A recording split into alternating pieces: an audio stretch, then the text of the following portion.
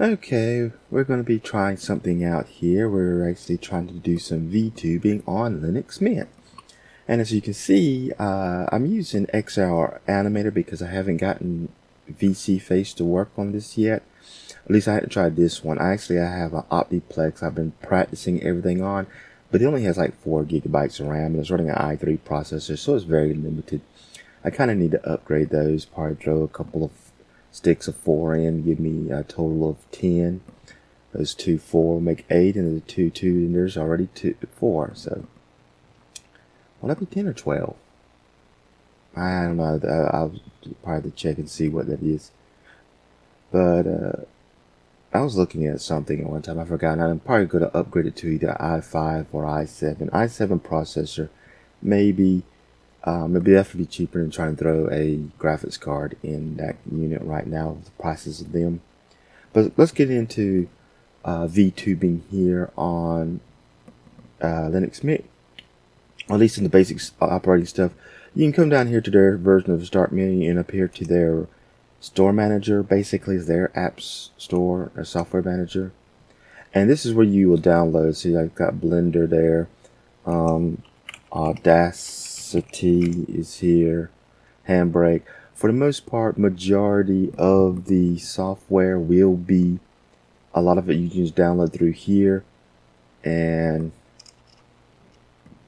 let me see, was it OBS has like 2 different ones? I don't know, there's one of these that had like a few, yeah, I'm using right now this one here, the OBS, that's got the 4.1 stars, not the OBS Studio, the dash mark between the two at 3.8. There's slight differences. You there's one thing about OBS, let me bring it on over here right quick. That way we can get our infinite window going. There's, what was it? There's window capture composition, whatever. This is what I think if you're running on Windows, it's like their game capture version. And I think I actually had to go in a terminal and activate this. I can't remember. ChatGPT helped me out a lot on doing some of this stuff when it comes to some of these. So like if the program wasn't with all the features, ChatGPT helped me with the terminal. Now there's a few of these, like one of these right quick is like Olive Video Editor. I actually had to come in and come down here where it says Olive-1E and all that number X86 space 64 app image. That's the one I'm using. I tried the one at the top, it didn't work. I tried the one down here, that's the one that seems to be working. Olive XR Animator, I had to go to, and I think even my tablet drivers, as you can kind of see here at the bottom of my screen, the little green, the little screen item with the V in it. I actually had to go to those websites and download directly from them because there was nothing I could find in the what do they call it again? Software manager. I'll keep wanting to say system manager. No, software manager. I couldn't find them, so I just had to go to there and download their Linux version, which, like I said, is matter of fact, you can just look here on the Olive thing. It kind of tells you which one I'm using. I have not done no major editing with Olive yet. I did do some quick audio cleanup on a test record I did, and so Audacity, that seemed to work fine.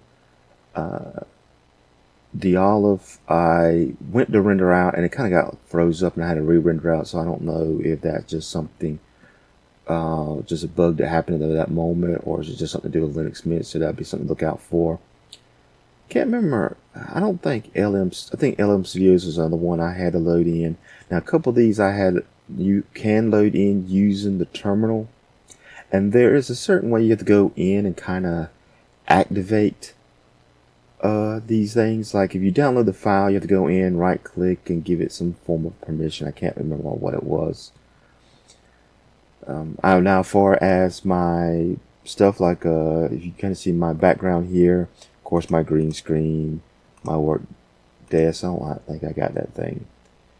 But like, yeah, my different scenes, as you can kind of see here, they're all being shared by the same hard drive. I got a storage drive with them all on it. And as you can kind of see over here is that drive, and you have to make sure this drive is connected before you open the thing up, or it'll be like, we can't find your files. So they treat this kind of like a USB drive, in a way, I guess, when you boot up the system, because I can come in here and like unmount. So you got to make sure it's mounted for the use. Now, as you can see, I've been running XL Animator, and if you're wondering why, matter of fact, if I was to open this up right quick, you can kind of see how the side here is being kind of cut off. I'm trying to make sure my hands here in the there we go, that works better. My hands here in the front of the camera, and that's because I've actually got into OBS and I kind of cropped that off. There is a way to kind of turn some of this stuff off. Like you come over here to this part that looks like a little computer desk. Come up to the UAI manager, and I can turn off the wireframe display, so that can be off. Click done, and there I'm kind of you can kind of hide some of this other stuff, but I haven't played around with it here in the UIE. So like, how do I get it back up once I cut it off if I need to get them? So for right now, as you can kind of tell, I've got my thing set up where it's hiding off screen. So this is basically kind of just a little quick rundown. Like I said, I've used Brave. Now some of these other stuff, FileZilla, I've used on Windows for transferring files to Linux, specifically to a Raspberry Pi I was using as a digital digital frame. Let me see if I can get this right. Digital picture frame is connected to my Wi-Fi, and I can just send my pictures over to it by using FileZilla. Haven't run nothing on Handbrake yet. Have I played around with Krita yet? I don't remember if I played with Krita yet on this. Like I said, I know I've done all of Audacity, OBX, XLR, and to do my driver so I can set up my tablet so it'll recognize the stylus, because if you don't have these drivers in. One thing I will point out, if you're like me, I have multiple monitors and they all kind of act wonky, but once I updated all the drivers, it seems to be pretty working decent, and I kind of got everything controlled where I want. I am using an NVIDIA card, so that is working. So at least know the one I'm using, I can't remember the model, it was like a GeForce or something. It was one I just bought about 5 years ago when I made this PC, which was originally supposed to be a media PC, but I wanted to be able to do some form of graphical inner work or animation and video editing. And so to give it a little boost, I bought a little, at that time I think was a cheap, well, kind of cheap, I guess. Was anything else I need to point out about working here on Linux? Let me think here for a second. Not too much I can think of. I still got to try to get Comfy UI to operate on this. I was trying to download it, but I had to get sidetracked and got to get back into redoing it. I think there is a way, according to ChatGPT, that I can actually put all my LoRa's and checkpoints, all that stuff on my storage drive, and then I can access it from both Windows and Linux once I get Comfy up and running. So that way I don't have to download twice. Now, Audacity, I'm not 100% sure. I have not checked it out. Boy, this thing follows me everything I do. But the Audacity, the one I downloaded for Windows didn't have the plugin for splitting the tracks like I did for that one video on separating audio, or not audio, but separating the vocals from the music. And so I actually had to go in and download that file and put it in manually. I went to do it here, but it's already showing, and here in the Linux, for some reason, it's got the Audacity under the share folder. So I have not checked. I don't think it's sharing it with the one I have on my Windows hard drive. But I'll find a plugin that neither one of them has, download it on one and see if it does to the other, or because it could have been just this version already had it and the one on Windows didn't.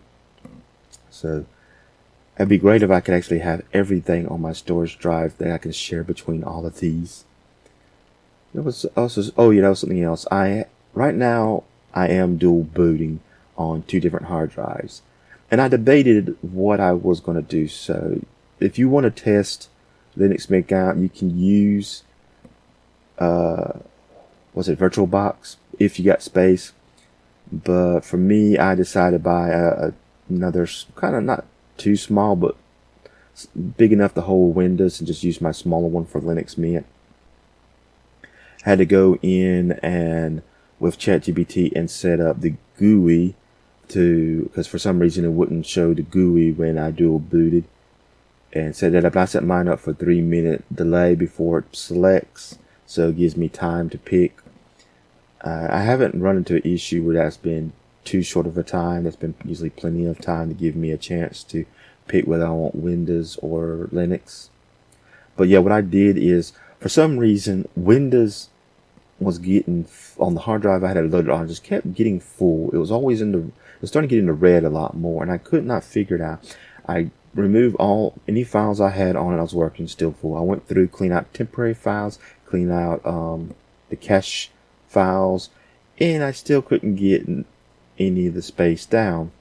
So I decided to buy a slightly bigger hard drive, and I debated whether I wanted to just simply copy Windows over or just do a fresh install, and I opted for the fresh install because for some reason I was having a lot of issues. If my computer ran for too long, it was starting to lag up, and when I shut down, it'll be saying, "Oh, you got this file." Oh, for some reason, it'd be like I need to close out Microsoft Word, even though I didn't have Word open, and so forth.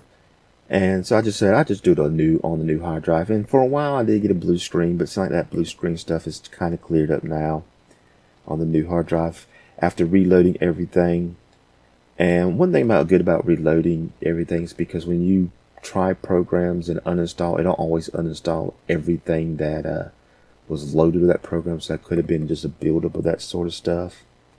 And I decided for my smaller hard drive, since Linux don't require as much, I'll run it on that one. And so that's the basic idea. So if you want to run Linux and you kind of like me and you got stuff stored on other drives instead of your primary drive, yeah, just buy you a small hard drive. It was kind of cheap. I don't know, about 25 bucks, I think. I can't remember. I don't even remember it was that much. A little SSD drive. I got like the little 2.5.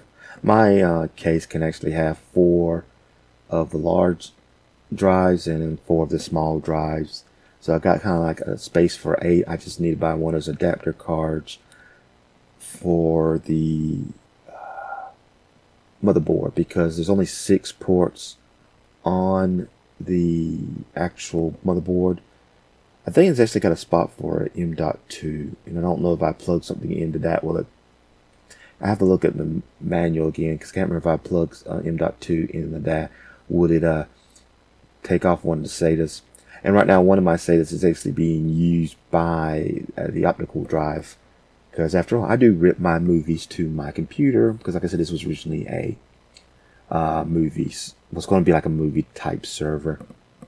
Oh, and my HP Pro Desk is still running Windows 10. I have not upgraded that to Linux yet because I haven't found a video program I like. Right now I do like the Windows Movie app and Windows Media Player for right now. I think I found one that might be maybe if it even has it on. I think it should have on here. I don't know if it's been in graphics. Nope. I need to see what that is. Big thing. Internet, sound of music. Okay. I think this one right here, celluloid, whatever it is. I think it kind of works like a media player with video files. I haven't had a chance to play with some of these yet to see how they all really work. I've only played with this once, and that was on the Optiplex. Just trying to see how that stuff works. But one thing I like about the movie app is I can open up the folder like I got a series in, and I can click on one of them, and I can click next or forward on the side to move on to the next thing. And it works great with my little Bluetooth remote. I gave it a review about the Re i6, where I can just click. Or I can click the skip ahead and skip back. Where yeah, it's watching me scratch my own head. Yeah, where I can that way I can, if I need to slightly rewind if I miss something or I want to move ahead to a certain scene. So I kind of like that feature, and I haven't found the equivalent of that yet on Linux. But I did find out ChatGPT did help me set up that Pro Desk, where if doesn't matter whether I'm in my Linux operating system or my Windows operating system, it helped me set up where I can still access the movie files I have on this PC, so that I can watch it while I work. So no matter which operating system on, I can at least still listen to my shows that I got. But other than that, that's pretty much kind of some of the stuff I want to cover of what you can kind of do on Linux. I have not tried Vroid Studio on here. Like I said, on the Optiplex, I tried a lot of stuff, and it's probably because it's an i3 with only 4 gigabytes of RAM, so it might be why limited. Because I was having trouble trying to get bottles to work and all that stuff. Now, you can run VC Face if you're doing Steam. I don't have a Steam account, and I have debated whether or not I really want to get one just to run that program. Like I said, right now, XLR Animator has it for Linux Mint, even though it's not as smooth as VC Face when it comes to the lip tracking. So there might be some settings I might have to go into this, because I haven't really played around that much, not since I did it mainly for that one video, and I was doing it for the openings. Yeah, hey, I'll be doing that for them and stuff. And I kind of had some issues come up where I just burned myself out, and I just didn't do videos for a while, so I hadn't really got back into doing the old motion capture openings. So let me see, I'm trying to think, is there any last thing I might want to mention about this right quick? Nah, I can't really think of nothing more that I need to really say that I haven't said. I'm still learning the program. I'm still going to need to learn how to do some stuff. I need to connect my printer up to Linux Mint. I have not connected my printer yet. It's a Wi-Fi printer, so.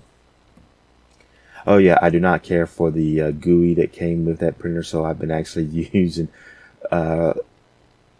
just a roundabout way in Windows to print off stuff and scan things. I've actually prefer. This is the weird thing. HP wants you to create an account just to scan. An online account just to scan. Now that's just kind of stupid. So I've just been using Windows Scan feature.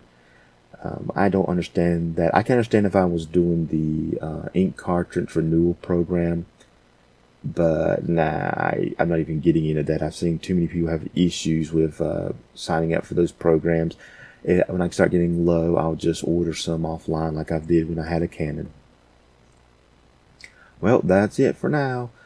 I do not have no fancy ending like I normally do, but I hope you will stick around, and I'm probably, once I get better at understanding stuff on Linux, I might start actually creating a few videos on how to do stuff with Linux.